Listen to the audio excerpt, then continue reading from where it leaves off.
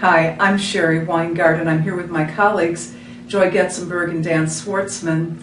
And we, in teaching HPA400, have come across a few ambiguities that we've been discussing, and we thought we'd let you in on the conversation that we've been having, because we'd like to have it with you as well. And this one concerns the issue of responsibility centers and what we mean by accountability there, which we discussed as discrete kinds of functions in that during that week 7, I believe, and the issue of performance evaluation and the kind of accountability that we have to have for that. And we've been kind of thinking of it both because of the way we present it as discrete notions, that we've been thinking about it kind of unconnected, and yet I think that there is a dynamism here that we'd like to explore a little bit. Seeing this diagram makes me think about some experiences that I had when I worked for a large urban health department, where you would have someone who was responsible for, let's say, writing a grant, but when you really look to see who really contributed to the writing of a grant, you had folks who did community education, folks who did marketing, where they went out and tried to develop relationships with folks in the community, and really they all contributed to writing of the grant. And if the grant was received, then there might be another group within the PHO that was really responsible for being accountable for the money, that it gets spent appropriately, that it gets counted appropriately. And so you had lots of different people working on one one activity, which was developing a grant. So you can see in that example that you might have someone who's responsible for that, their performance might be evaluated for that, but yet someone else might be responsible for the funding. So you can see where these ideas of accountability really get played out in different systems within the agency. I think one of the problems here is that in the discussion we've been having on the Blackboard site, we are using the word accountability in a couple of different ways. So in the performance evaluation part of the discussion, we were talking about being accountable for actually being successful, for doing what it is you want to do.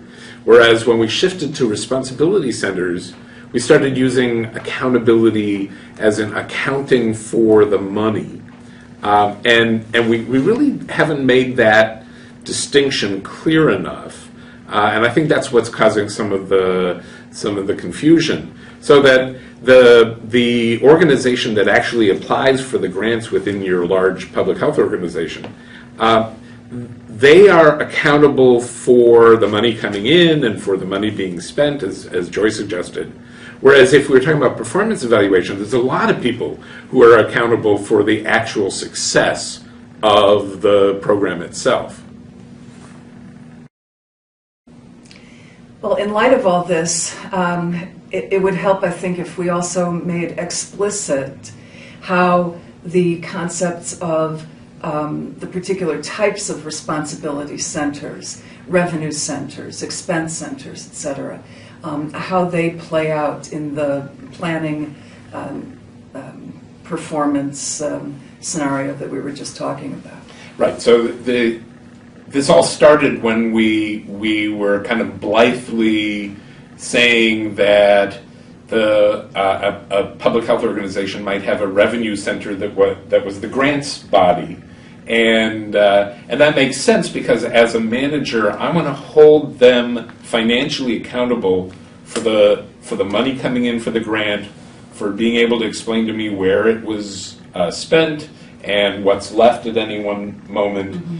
But so they're clearly a revenue center, but they aren't necessarily accountable for the whole performance of that project.